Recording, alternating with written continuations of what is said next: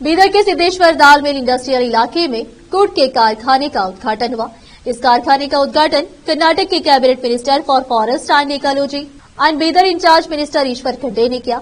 इस अवसर पर पूज्य नाडोजा डॉक्टर बसवलिंग पट्टादेवरू अध्यक्ष रेवो मंडप ट्रस्ट बसव कल्याण मुख्य तौर पर उपस्थित रहे, जबकि मुख्य अतिथियों में जियाउल्लाह के संयुक्त निर्देशक कृषि विभाग बीदर और श्रीमती सुरेखा मनोली, संयुक्त निर्देशक जिला औद्योगिक केंद्र बीदर सिद्धरामप्पा आंडदुरे, अध्यक्ष कर्नाटक राज्य किसान संघ बीदर और चंद्रशेखर हेब्बाड़, मालिक कारखाना और डॉक्टर राजकुमार हेब्बाड़े, संचालक अशोक कुमार हेब्बाड़, व्यवस्थापक निर्देशक उपस्थित थे।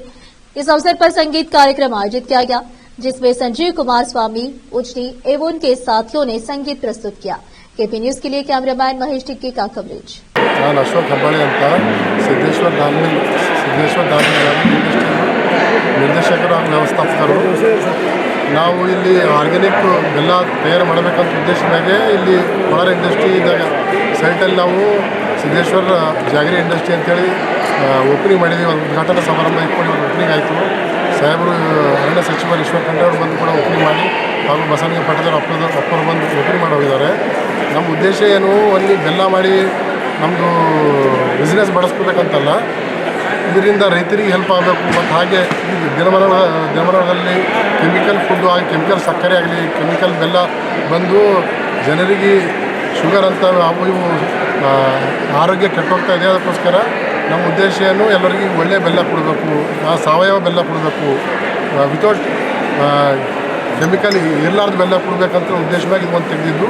ಇದ್ರ ಮುಂದಿನ ದಿನಮಾನಗಳಲ್ಲಿ ಇದು ದೊಡ್ಡದು ಒಂದು ಪ್ರಾಜೆಕ್ಟ್ ಮಾಡಿ ಒಳ್ಳೆಯ ಒಂದು ಬ್ರ್ಯಾಂಡ್ ಹೆಬ್ಬಾಳೆ ಜಾಗರಿ ಇಂಡಸ್ಟ್ರಿ ಅಂತೇಳಿ ಮಾಡಿ ಅದೊಟ್ಟು ಜನರಿಗೆಲ್ಲ ಹೆಲ್ಪ್ ಆಗೋ ಥರ, ಹಾಗೆ ಮುಂದಿನ ಸರೌಂಡಿಂಗ್ನಲ್ಲಿ ಎಷ್ಟು ರೈತರಿದ್ದಾರೆ ಅವರಿಗೆಲ್ಲ ಒಳ್ಳೆಯ ಒಂದು ಹೆಲ್ಪ್ ಆಗಲಿ, ಇದರಿಂದ ಎಲ್ಲರಿಗೂ ಸರಿಯಾಗಲಿ ಅನ್ನೋ ಉದ್ದೇಶವಾಗೇನು ಈ ಒಂದು ಜಾಗರಿ ಉತ್ಪನ್ನ ಕಾರ್ಖಾನೆ ನಾವು ತಯಾರು ಮಾಡುತ್ತಿದ್ದು. ಅದಕ್ಕೋಸ್ಕರ ಎಲ್ಲರಿಗೂ ಒಂದು ಶುಭ ಸಂದೇಶವನ್ನು ಕೊಡೋಕ್ಕೆ ಇಚ್ಛೆ ಪಡ್ತೀನಿ. ನಾವೊಂದು ಆರ್ಗ್ಯಾನಿಕ್ ಬೆಲ್ಲ ನಾವು ತಯಾರು ಮಾಡಿ ಅವ್ರಿಗೆ ತಲುಪಿದ ನಂತರ ಅವ್ರ ಮನಸ್ಥಿತಿ ಯಾವಾಗ ಮುಂದಿನ ವರ್ಷ ಯಾವ ಥರ ಹೇಳ್ತಾರೆ ಅವಾಗ ನೋಡಿ ತದನಂತರ ನಾನು ನಿಮ್ಮ ಮಾಧ್ಯಮದ ಮುಖಾಂತರ ಮತ್ತೆ ಮುಂದಿನ ವರ್ಷ ನಾವು ಕೂಡ ಪ್ರಯತ್ನ ಮಾಡ್ತೀವಿ. ನಮಸ್ಕಾರ.